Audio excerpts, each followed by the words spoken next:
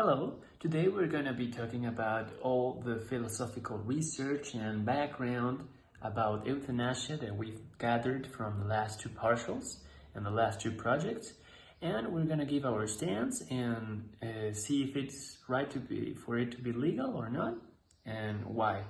Thank you. I hope you enjoy. Our philosophical question here was, should the state have the power to decide over our own lives? The answer to the question we found to be the best, considering all the factors and analyzing all the opinions and the different situations, was a simple no.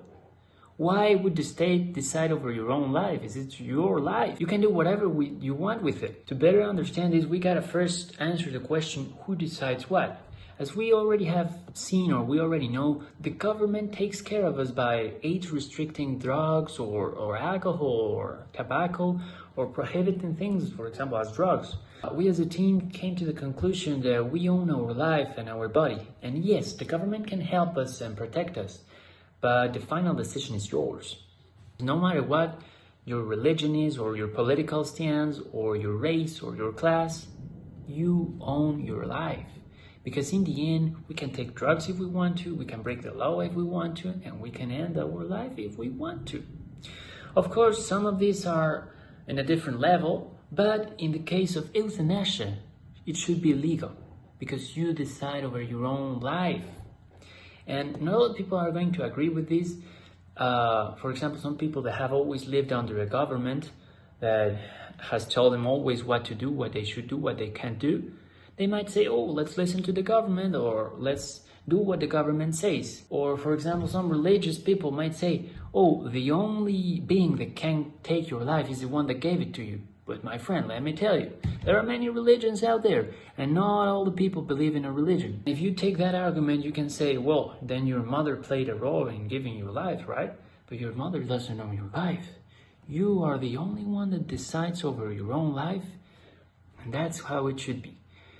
There are always going to be different opinions about this, and that's alright. But in the end, no matter how deep you go, the final answer is going to be that you decide over your own life, and euthanasia should be legal because of that. Thank you.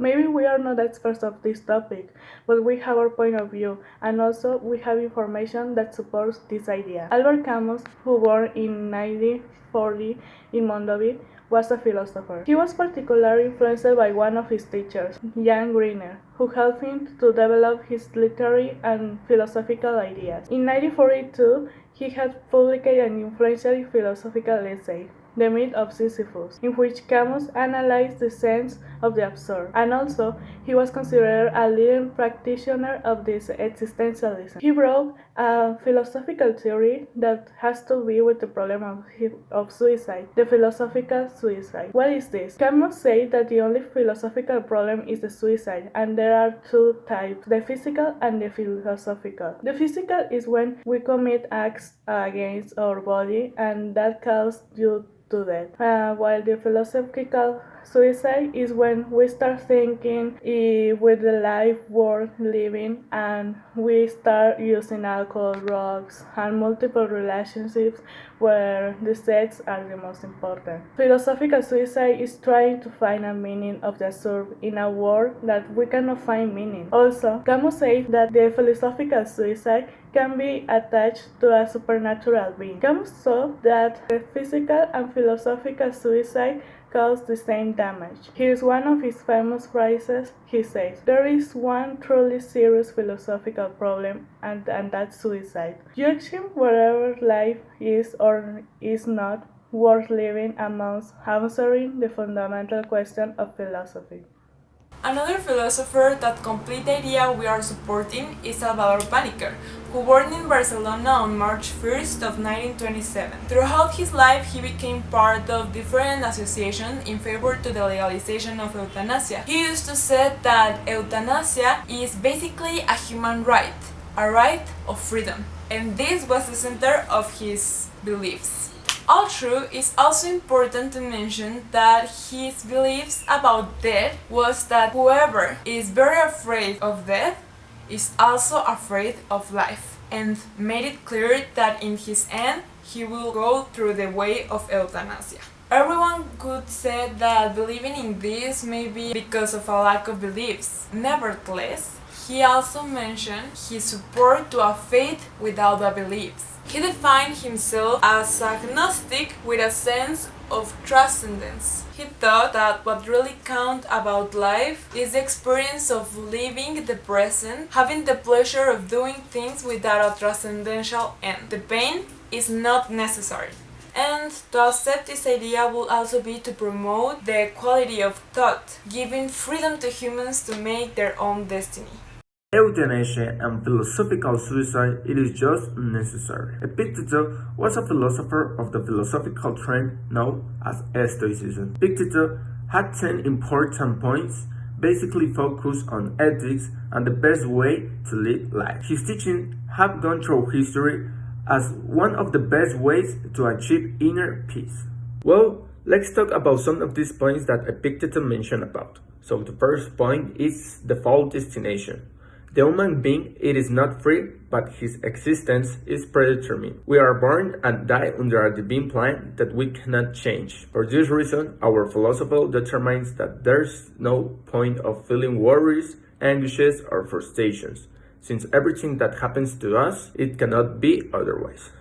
A second point is peace of mind, or known as ataraxia. The stage is the one who willingly accepts the circumstances of life because he understands that he has no other option, and it is not in your power to control the bends of existence, and therefore you can allow yourself to relax and accept what life offers you. The third point we're taking in is living in the now, not worrying about the past or the future, but always living in the present, the only period over which we have any control. So the life focus on the future complicates it because thinking about what can happen causes fear and worries, giving us problems such as anxiety or stress. And life focus in the past leads to depression or some other serious mood problems. The fourth point we're taking in is imperturbability. We should not celebrate our achievements or mourn our losses, because both of them are part of what destiny has drawn for us. Basically, what Epictetus asks to us is that we do not give up control of our lives to our emotions, which are not part of the reasonable behavior. Here's one of the phrases that Epictetus said. Happiness does not consist in acquiring and enjoying. It consists in not desiring anything, because that is what being free is. So basically, with these 4 points that Epictetus gives us, we can live a happy life with no preoccupation and living in the most ethical possible way. There's no reason to take philosophical or physical suicide. Accept your life and what you have and be happy with that. Thank you.